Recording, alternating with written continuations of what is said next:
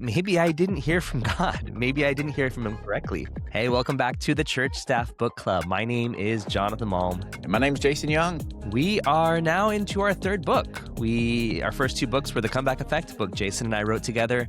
Second book was The Emotionally Healthy Leader. Fantastic book about emotional health as a leader.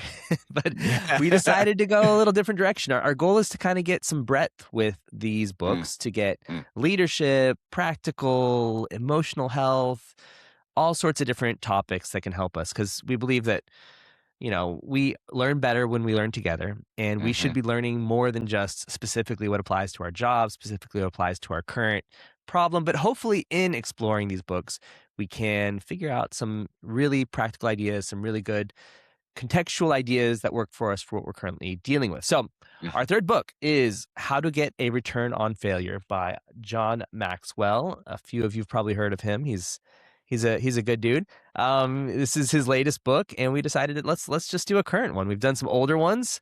Let's get real current with this one. It just came out, 2 or 3 weeks ago whenever we are recording this podcast. So really fresh. This book is about failure. Jason and I are both fans of failure. In previous books we've talked about the importance of failure and embracing failure. So it's a topic that's near and dear to our hearts. But what do you feel like this first chapter what was the benefit of this first chapter, Jason? So I'm going to take one step back and even bring out a question. It's the very first sentence in the entire book, and it comes from the introduction, which a lot of people do not read. It feels like it's a throwaway. This one at least is like it's 2 pages. It's short. It's tiny. Short. And the question, the very first sentence is a question in the introduction. It says, "What separates successful people from unsuccessful people?" And so I think that tees up the whole book. And just kind of like in these bite-sized pieces, or these bite-sized steps. And this first step is thinking that failure always costs you something. And I think the question that we have to ask is, like, well, do you get anything back? So if it cost me something, do I get anything back? And the only way to get something back is if I learn from it. And so really, here's a counterpoint to that. I would say success costs you something. True. What is it? New levels, new devils, more money, more problems, whatever phrase you want. It is, as you make more money, you have more problems. As you get that I was talking to my wife the other day, and she's like, she was thinking about her boss. She's like, would it be nice to be that person? I'm like, I don't think you would enjoy that, because the amount of responsibility, everything falling on you, right now she can call in, and it's not her responsibility to cover for it, but it's her boss's responsibility. So there is this truth to success breeds more problems. Success costs something. Failure costs something. So what's going to benefit you more in the long run? I don't know. I feel like sometimes the return on failure is higher than the return on success in a weird way. Yeah, which is kind of how this first chapter starts out. It's like a reframing of failure, because if you're listening, watching right now, you may say to yourself, but it doesn't feel good. I don't like the idea of, failure. And what's interesting is when you start looking at failure, one of the key components, and we're going to talk about reframing it, one of the key components is we're trying to protect our self-worth. We're trying to protect how people see us. Yeah. And I think if you'll hang in there with us throughout this book, the conversations, we think there are some practical tools that can help begin kind of to turn maybe the Titanic a little bit, Titanic being us as leaders, the way we see failure, because you could see it as only a loss, or you could see it as an investment, which presents this question. Let me ask you this, John. How do most people naturally view failure?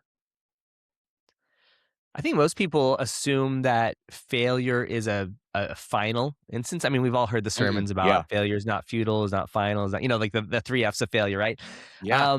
But there is this sort of finality to failure. If I fail, I am a failure. If I Yes, fail, that's this good. business that I run, this ministry that I run is done. I remember my brother asked me one time. My brother is kind of entrepreneurial in spirit as well. He's a teaching pastor. He does these leadership expeditions. He runs like a resort. I mean, like a what's it called? Getaway. What's it called? Like a retreat center. Like a Like retreat center. retreat, yeah. That's what it is. Retreat. You run away. He does all these things, and he asked me. He said, "Jonathan, what would you do if your businesses failed tomorrow?"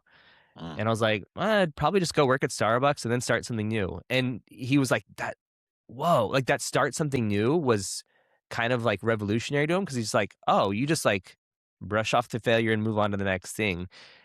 That's my perspective on life is I just go here, I go here, I go here.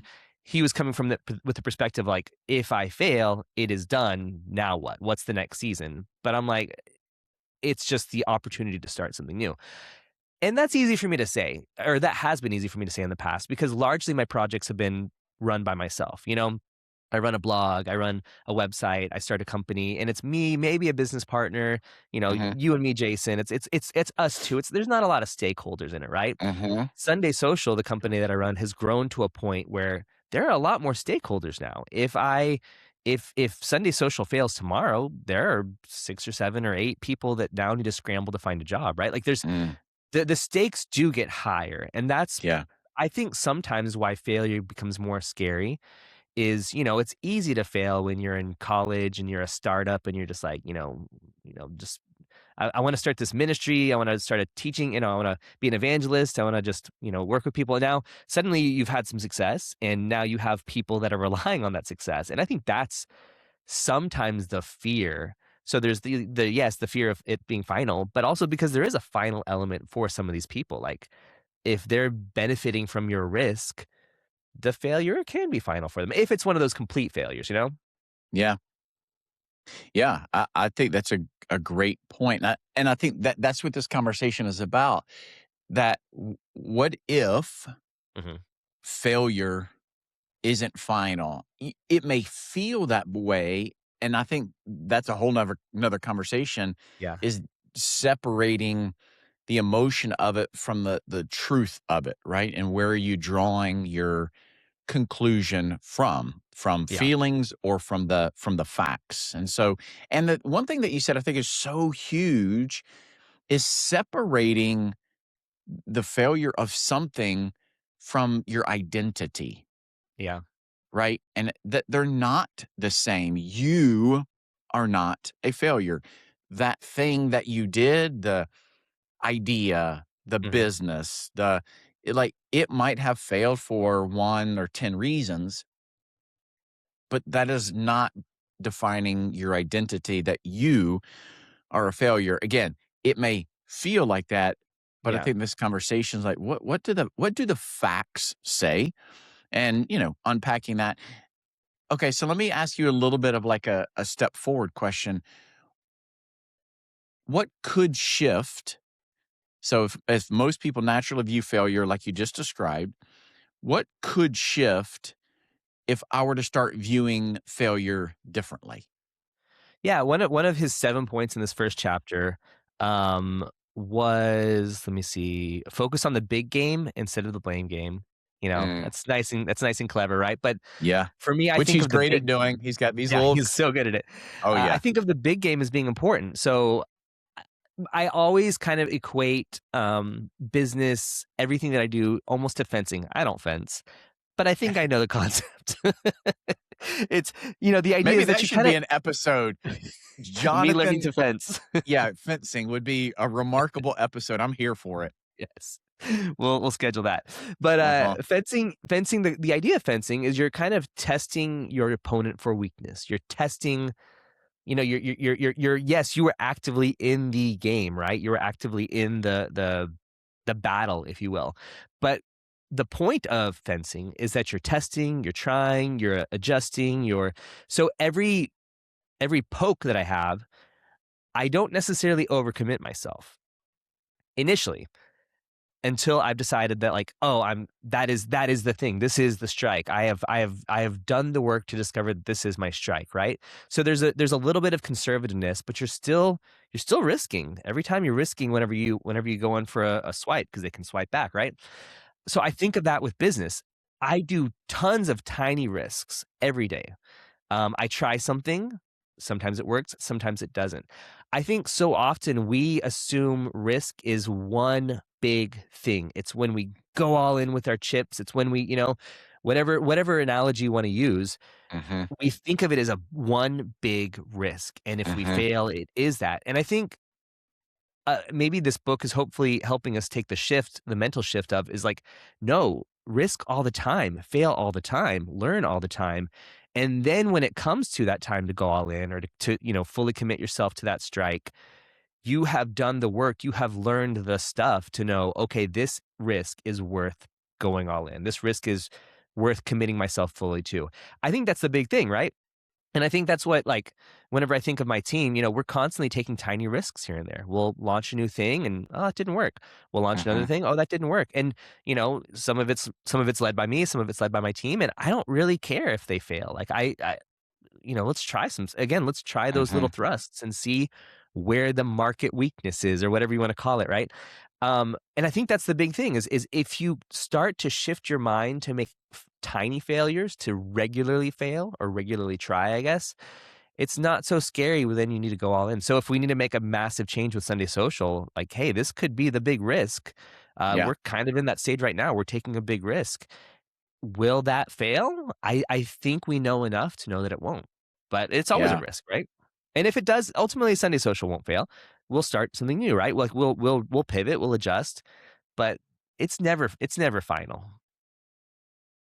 And I wonder if how our perspective or what our perspective is directly related to the potential payoff, right? Yeah, And I think sometimes we, in an effort to avoid feeling something or being seen as a failure or, you know, avoid impacting people that might fall into that kind of, ripple effect of the failure, yeah, we just avoid it, you know, yeah, forgetting that avoiding it also has a cost associated with it, and I love what you said that, you know, if we did these small risks, because you're right, risk sometimes is like I'm all in, I'm kind of yeah, betting the whole farm versus it could be as simple as let's just make it so practical. You think telling a particular story in a sermon, like this is gonna be it, and you tell it and you're like, well, that didn't go over well. That's yeah. a little bit of a risk. Or Yeah, maybe you leave or outside of the norm. I don't normally tell stories, but I'm going yeah. to. Or this story, maybe is a little edgy. Yeah, whatever you. Yeah, maybe you lead volunteers and you have, these volunteer huddles and you think, "Oh, I'm gonna change up our approach. I'm gonna do it this way." And the payoff wasn't as big as you thought. So instead of like tucking your tail and hiding, you learn from it, you make the necessary adjustments, and then you show back up, right? I Yeah. remember watching this talk. I don't know where this lady did it, but she was talking about resiliency and failure, and Hmm. she said that for her, where she learned failure and resiliency and kind of perspective taking, because she was all about avoiding it, Yeah. is she learned it on the dance floor, and she would go to these open places to dance. And she said, just imagine like, oh, if I walked up to Jonathan and asked Jonathan to dance, and he was like, no. And then I Yeah. go up to so and so, Sally, no. And it was this kind of rejection. You felt like a failure, but I want to dance. And you just ask the next person, right? You don't walk off the dance floor and never ask anybody and avoid it again. It's just, you just keep showing back up. And it Yeah. really built this resiliency strength versus what for many people do is avoiding failure, because avoiding failure has a cost. I've seen this in leadership. Heck, I've done this in leadership because I want to be seen as competent, Yeah. right? And, but that might mean I stay stuck or we do the same things or I try to get it so perfect until we're ready to deploy it. Well, I might have missed the window or it's Yeah. still going to get tweaked even when I think it's perfect when we deploy it, because putting it out in the wild versus working on it in the lab are two different things. The lab generates this, out in the live and wild is this. So Yeah. all of that to say is any decision we make has a cost associated with it. We're just weighing what those things are. So let me ask you this. Do you think when we think of failure, do you think the fear of failure limits a leader's growth? 100%. I do think there's this element of entropy that we need Mhm, to consider, that like if we don't risk, things naturally decline. I was mhm, talking to someone about this, we were mm, talking about the book industry actually, or just any industry. I think he was, he'd been approached for a lot of different TV shows, for hosting TV shows, and he was just discouraged because he's like, they just keep falling through, they keep falling through. And I was telling him, I'm like, here's the problem is that uh why don't you just start your own industry? Right now, the mm, industry is being disrupted by YouTube, by Spotify, by TikTok, by all of these things, right? Like the industry, and now they're starting to realize, oh, we have to take some risks. I mean, we've experienced this with book launches, right? Like where like our marketing team meets with us and they're like, hey, our idea for your marketing for this book is we're going to put an ad in Outreach magazine. And I'm like, that's the default, like that's the lowest hanging fruit, right? Like there was mm, just, but like we always do what's done before. We don't take risks. And the entropy that's happening in industries right now is that if they don't take risks, they're declining.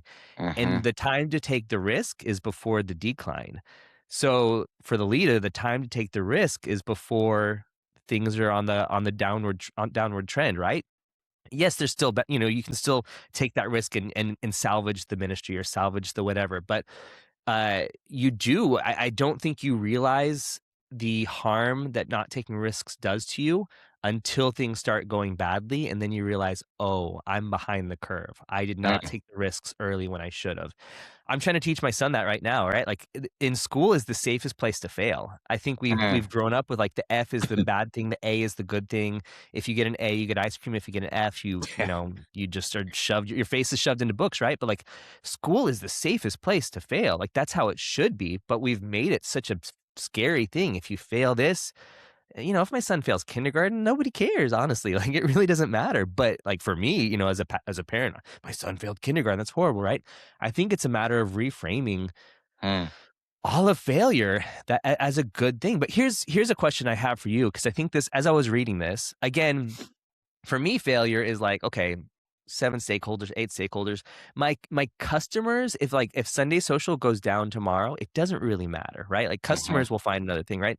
But I think some of the failure fear for people who work in churches, and that's not what's addressed in this book, but mhm, is that if we fail and 10% of people get mad, or if we lose these key volunteers, it's not just me that's suffering. It's not just the team that's suffering. It's all of the church. So, maybe you have 4 staff members, you're the pastor, you have 4 staff members, or, whatever.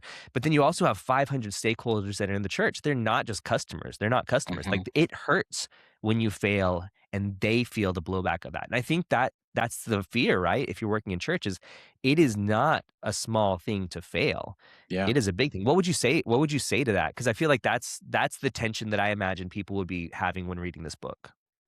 So, 2 lines of thought. Let me see if I could be concise, which LOL. Yeah, you just chuckled. I knew it. It's like, yeah, Let's right. see. Let's see. Okay. That's funny. This is your I chance to agree. fail. Yeah, I'm going to. So let me just put it out there. So 2 lines of thought. 1, I think there is this aspect in the church when we associate spiritual things, if we're not careful, we become so performative as Mm, we think about our relationship with Jesus.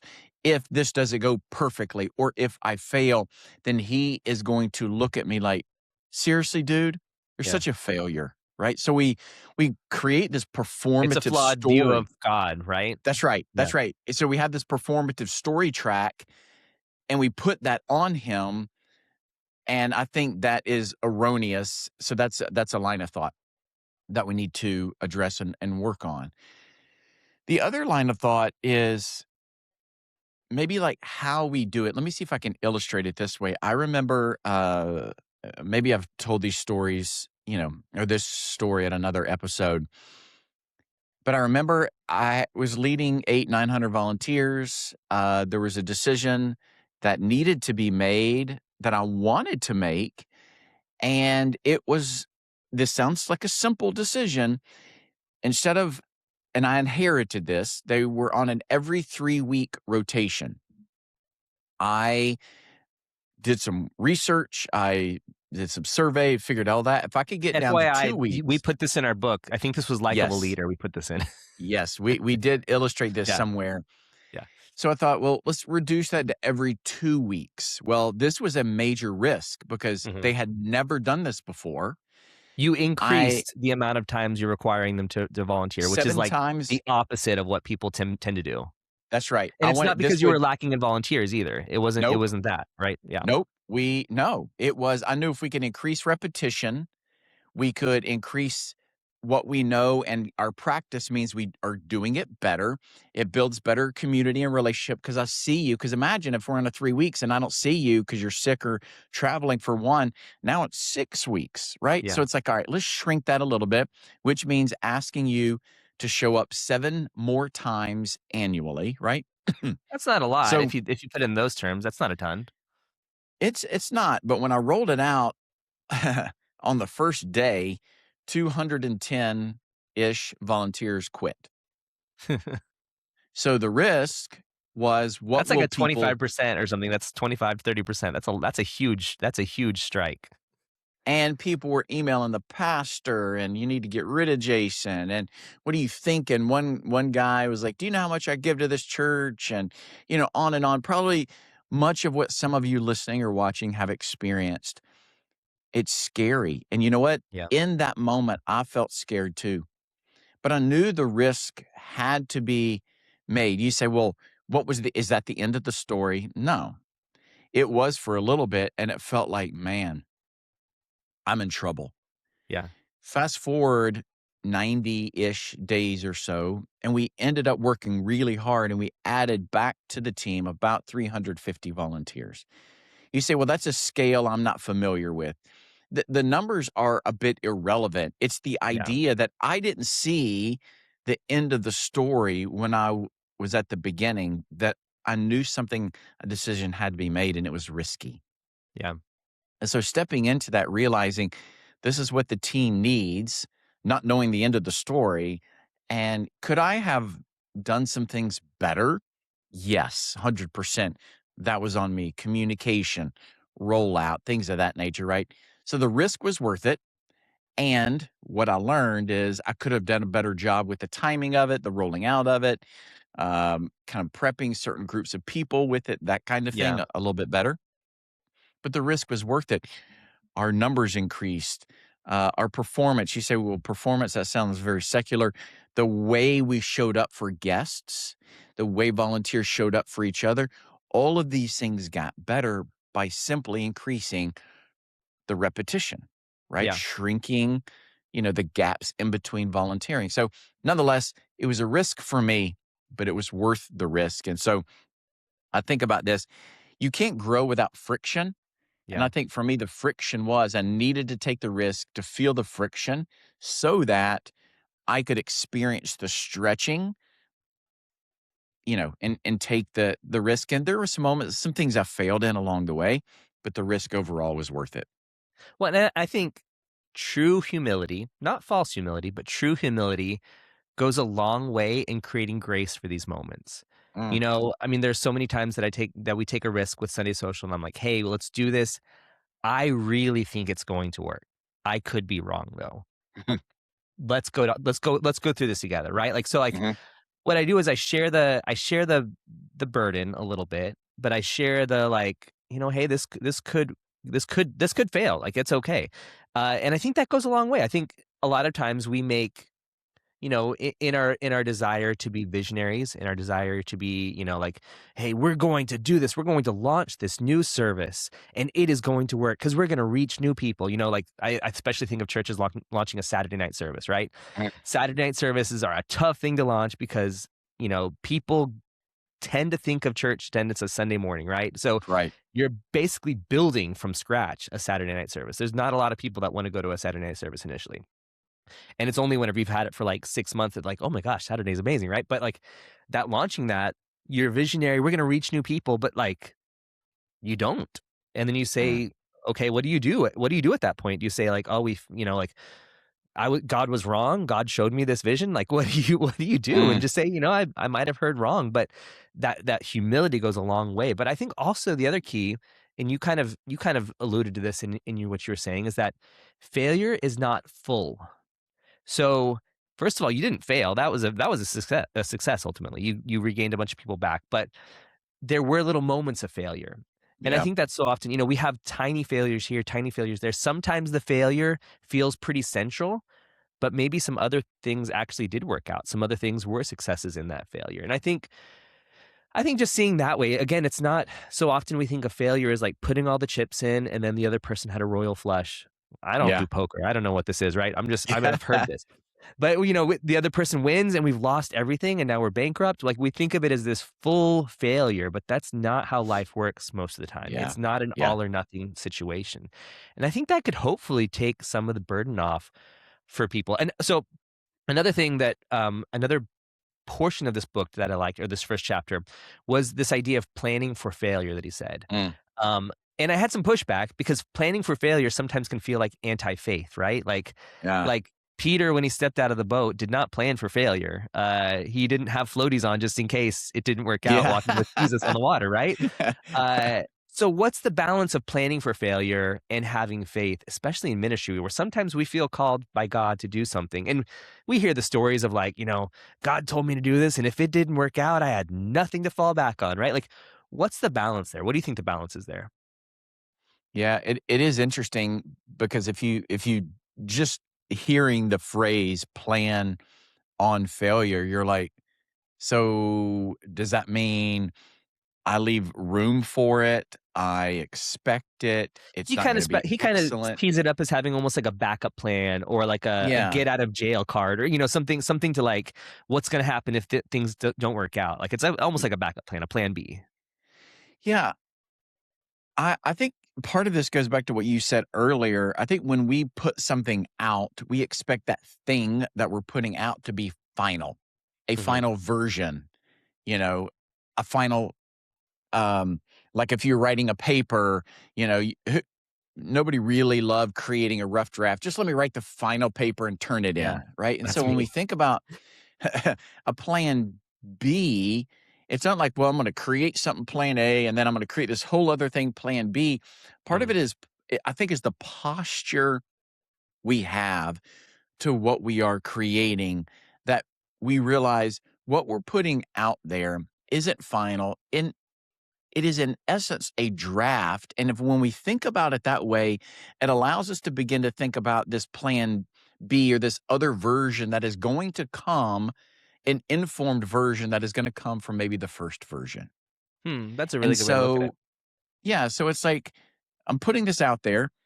We're going to give ourselves permission to say, you know what? That's not the final version. It's a really great working draft, Hmm. which for many people listening, and if you struggle with perfectionism like myself, it almost makes you feel a little bit icky because it's like, no, we need a final thing. But if we lock ourselves into that too much, we in essence could be rejecting the next version that could be the better version than the first version, right? So your second Yeah, your second draft should be better than your first draft because there are some things that you learn, some insights that you gained, perspectives that people shared with you. But I am still convinced that one of the main things related to failure is how we're viewed, yeah, or our self-worth, or our competency, or our image, or maybe somewhere along the way in childhood or young adulthood, or somehow it came up that y- it's just a performative life that you live. And if you don't perform and get 5 stars on everything, then you're a failure. You're yeah, subpar. And, you know, I would like to say it this way, that in the emotional aspect of failure, feel it, but don't live in it. yeah. Right. So, man, golly, that is, disappointing, right? You're not ignoring, but at the same time, you're not accepting and staying in it forever. Yeah. It's a thing. And so again, put that draft out there. It's pretty good. It could be a final version, but I realize that it's not going to be. I'm going to learn some things, and then that next version is going to be even better. But I have to have a posture of curiosity and openness. And the only way to get better at doing this is to give yourself just repetition after repetition. And I think it's what you said earlier. What are the small risks that you're not betting the whole farm? Yeah. Small little risks, telling a story, doing this, doing that, that you can get your reps in. And maybe you could say it this way. This is really where your leadership shows up. Hmm. Illustration. If you take a risk and it fails, my first reaction to that failure, that shows the human part of me. Oh man, I'm disappointed. Or man, that makes me mad. I could have done blah, blah, blah better, whatever. That's Yeah. the human part of you. But what you do next is the leadership part of you. Yeah. And so when you look at failure, feel it, and you're like, oh, that first reaction, human. But what you do next, that's where your leadership is on display. And people are going to begin to understand how you handle risk and failure. And it really shows the type of leader that you are. And I would even say it is the faith part of you because, Oh, that's you good. Yeah. know, there are times you're following God and you feel like he's leading you somewhere specifically and you still fall flat on the mat. You get punched and you thought that that was not going to happen. And so it is really just planning on that. Hey, maybe planning for failure for the believer is about planning that maybe I didn't hear from God. Maybe I didn't hear Mm, from him correctly. mm, There's a humility there. Or maybe what God was actually calling to me was a step, not the whole picture. I think so often people think that God, some people maybe hear this way from God, right? That like God gave me this whole vision of exactly what it was going to look like, right? But that's not the case. I don't think that God gave Moses the picture of the promised land and all the battles they were going to be facing from Egypt to the promised land, right? He gave him the promised land, but he didn't tell him how he was going to get there. And there was a lot of missteps, a lot of redirections. Um, so I think that's it. There's maybe the faith element is understanding that God sometimes doesn't give you the full picture for your own benefit so that mm. you can at least take the step. And maybe the step you thought you were going this direction, but this step was to get you to go the other direction instead. So that's maybe where that faith element comes in. But hey, we're It's at the good. end of our time here. We hope this was a helpful podcast episode for you. If you want to grab the book, it's been a good book so far. We still have a few chapters to go. It's a short read. We'll go through the next chapters. If you don't read the book, though, that's fine. Just follow along with us, and we'll all learn together. But Mm. make sure and subscribe if you haven't already, and we'll see you next week.